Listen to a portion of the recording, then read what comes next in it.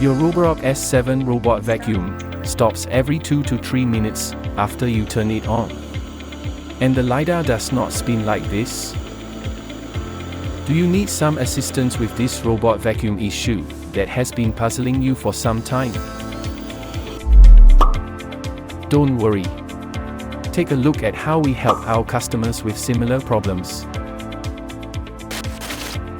Our customer brought us a Roborock S7 that stopped every 2 to 3 minutes after turn on and asked us if we could fix the problem.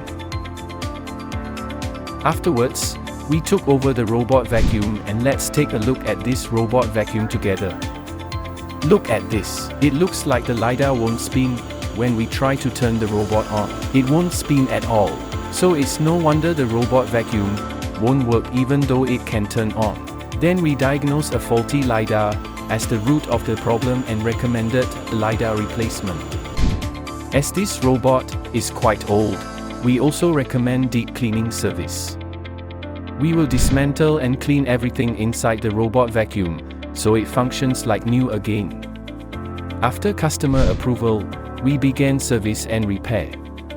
Next, we test the robot vacuum before returning it to the customer. Toda, no more coffee breaks. Robot vacuum cleaners have returned with a full-on performance like never before.